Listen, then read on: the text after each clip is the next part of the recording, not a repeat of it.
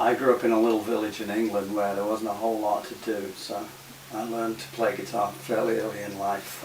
Listened to Delta blues, a lot of Lead Belly, and I listened to Bob Dylan a lot and learned how to write songs, write lyrics by listening to Dylan, and it was always writing and playing and writing always went together in my life. And it wasn't until fairly recently, about 7-8 years ago, that I really started to prioritize my playing. And I joined a classical guitar society in New York, and they've been really helpful in opening my horizons so that I can play what I can play now and think what I can think musically. But I'm self-taught. I kind of have an antipathy for teaching music. It's a bit like teaching somebody how to be funny. I'm not sure you can really do it. You can teach musical architecture, you can teach theory, but music, the emotion of it,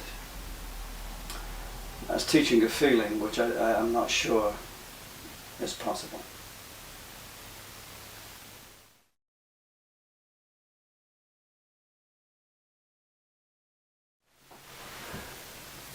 The journey was a soundtrack looking for a movie. It was originally written by Bernie Holland, the material called Diamond Dust, back in the 70s, and popularized by Jeff Beck. George Martin of Beatles fame, he wrote the strings on the original version, and it was a very soaring melody that I've tried to enhance. And to me it always evoked the idea of space travel, so diamond dust became cosmic dust, mankind being the diamonds in the cosmos. So the thread of the story of the movie is man's self-realization, the quest for self-realization. It starts off with the primordial soup. There's the DNA molecules that get created. There's communications.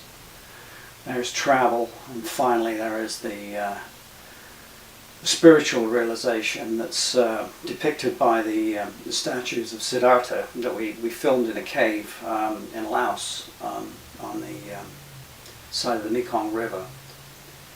Quite a stirring place. And that is the idea of the movie. It's man's quest for self-realization.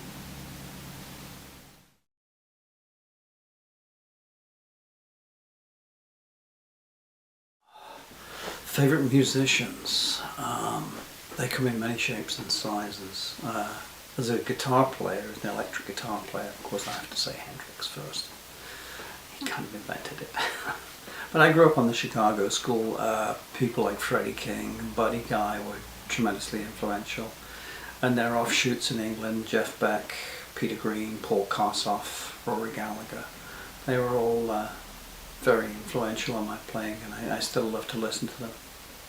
As far as writers go, Bob Dylan was the focus of my attention when I was a kid, when I was learning how to write to start off with. Donald Fagen and Walter Becker, Steely Dan later on. I think they have a wonderful compendium of songs that really stands the test of time. More recently I've been listening to the Romantics, the classical romantic composers like Debussy and Ravel and Satie, as well as the Baroque guys, Scarlatti and Bach, and of course Beethoven is wonderful. So they come in many shapes and sizes, my favourites. It's kind of all over the shop.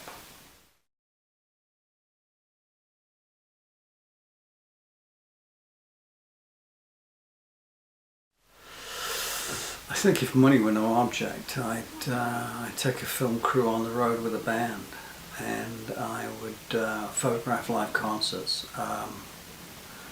I think I really want to perform live very much more than anything else these days, because I think the lockdown of COVID has insulated us from each other, and we need to get out there and commune. And I've been locked in a studio for way too long, and so the idea of being out there with a live audience is paramount to me right now. I would film that. That's what I'd do.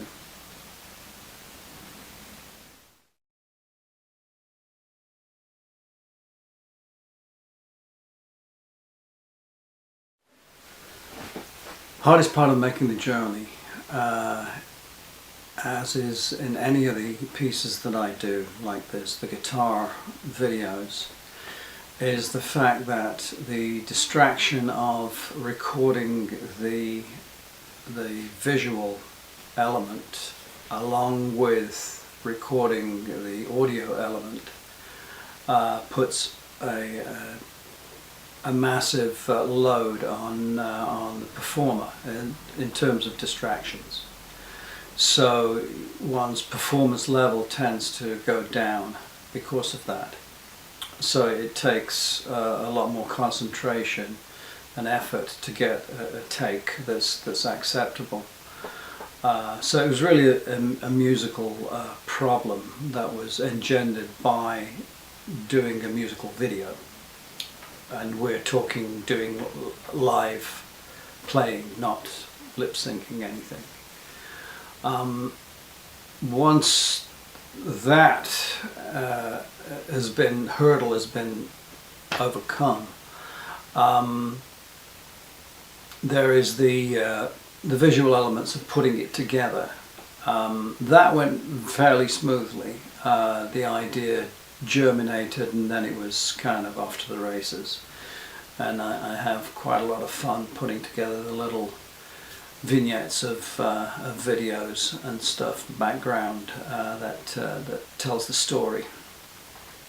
That seems to come very easily.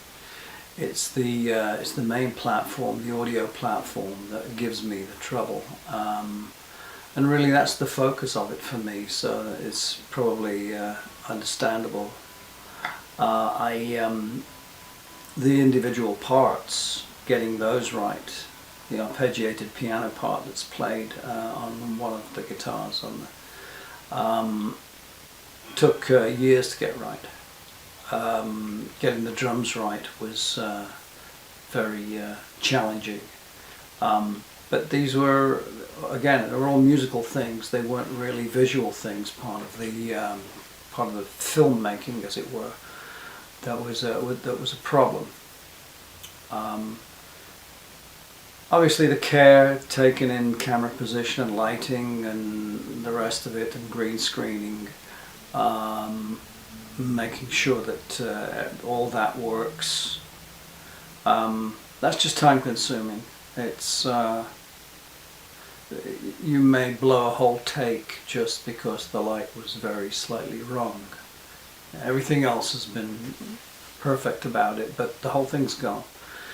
So, but that is just simply a matter of time spent doing different successive takes. Actually getting the performance up to spec, that was the hard part.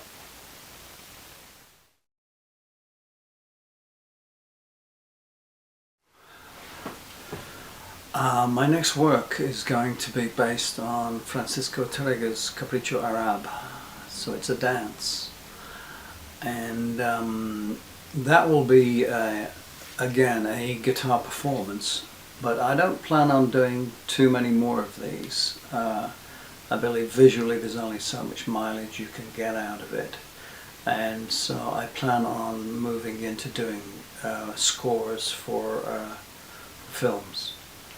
And concentrating on the music, which is obviously my first love. These videos that I've created have been done essentially as for guitar aficionados, for the Classical Guitar Society that I belong to demonstrate guitar arrangements, and so they are made for guitarists essentially. And that's a limited audience, and I would like to expand the audience. And so that means going into a whole different genre. and I would like to collaborate with filmmakers with their ideas and do soundtracks for them. So that is my plans for the future, and I will be submitting these this next video to the various film festivals around the world that have been so receptive to my work this last year. I'm very grateful for that, and plan to continue that modus operandi. Thank you.